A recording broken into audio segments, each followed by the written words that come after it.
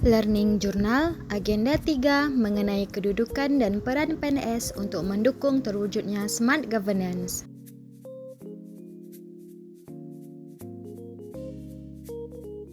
Assalamualaikum warahmatullahi wabarakatuh. Perkenalkan, saya Ayu Irhamna, peserta Laksar CPNS Angkatan 10 tahun 2025 sebagai penata kelola sistem dan teknologi informasi di BPKD Kota Luk Sumawe. Pada video kali ini, saya akan memaparkan pengalaman saya pada proses pembelajaran Agenda 3 mengenai Smart ASN dan Manajemen ASN. Untuk metode pembelajarannya sendiri dilakukan dengan metode asinkronus dan metode sinkronus. Pembelajaran sinkronus dilakukan dengan pembelajaran tatap muka yang dilakukan secara langsung antara tutor dan peserta pelatihan secara virtual. Pembelajaran dimulai dari perkenalan diri oleh tutor, yaitu Ibu Safira Amelia, kemudian dilanjutkan dengan perkenalan diri dari setiap anggota kelompok, lalu dilanjutkan dengan pemaparan materi manajemen ASN dan Smart ASN, kemudian diselingi dengan sesi tanya jawab, lalu diakhiri dengan pemberian tugas individu maupun tugas kelompok. Adapun kelebihan dari pembelajaran sinkronus ini yaitu yang pertama, peserta bisa langsung berinteraksi dengan tutor, mengajukan pertanyaan dan mendapatkan jawaban secara real time. Yang kedua, keaktifan peserta dapat terlihat secara langsung. Adapun kekurangan dari pembelajaran sinkronus ini yaitu yang pertama, gangguan jaringan dapat menghambat proses belajar. Yang kedua, pelaksanaan pembelajaran yang dijadwalkan pada siang hari sering menyebabkan peserta mengalami kelelahan dan kurang fokus, sehingga efektivitas dalam menerima materi menjadi kurang optimal. Untuk metode pembelajaran kedua yaitu mengenai pembelajaran asinkronus. Pelajaran ini adalah proses pembelajaran mandiri dengan menggunakan media pembelajaran elektronik yang dapat diakses melalui modul berupa PDF maupun video edukasi yang terdapat pada MOOC.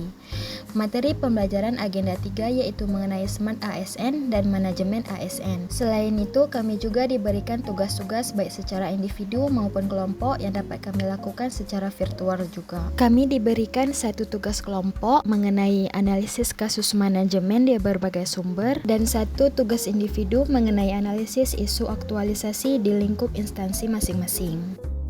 Adapun kelebihan dari pembelajaran asinkronus ini adalah yang pertama, waktu dan tempat fleksibel, bisa belajar dimanapun dan kapanpun. Yang kedua, saya dapat belajar dengan nyaman dan santai. Sebaliknya, kekurangan asinkronus yaitu komunikasi tidak langsung membuat peserta sulit memahami materi. Yang kedua, cepat bosan dan membuat peserta tidak fokus dalam membaca materi. Materi yang disampaikan yaitu terkait dengan Smart ASN. Smart ASN adalah tujuan untuk menciptakan ASN yang memiliki kompetensi, kinerja, dan profesionalisme tinggi serta mampu beradaptasi dengan perubahan dan perkembangan teknologi khususnya di era digital. Salah satu kuncinya yaitu dengan literasi digital, yaitu kemampuan seseorang dalam menggunakan teknologi informasi dan komunikasi secara bijak, kritis, dan bertanggung jawab untuk mengakses, mengelola, mengevaluasi dan menyebarkan informasi. Ada 4 pilar dalam literasi digital. Yang pertama ada digital skill, yaitu kemampuan menggunakan teknologi digital untuk bekerja, belajar, dan berinovasi. Yang kedua digital ethics, yaitu etika dalam berinteraksi di ruang digital, termasuk integritas, tanggung jawab, dan menghargai privasi. Yang ketiga ada digital safety, yaitu kesadaran dan keterampilan menjaga keamanan data, identitas, serta perlindungan dari ancaman cyber. Yang keempat ada digital culture, yaitu membangun budaya digital yang kolaboratif, produktif, dan mendukung transformasi birokrasi maupun masyarakat.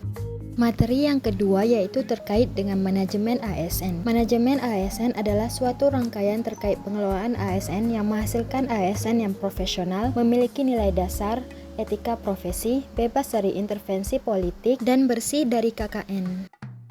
Dalam pembelajaran tentang Agenda 3 ini, saya memahami bahwa ASN memiliki kedudukan sebagai aparatur negara dan abdi masyarakat dengan peran utama sebagai pelaksana kebijakan publik, pelayan publik, serta perekat dan pemersatu bangsa.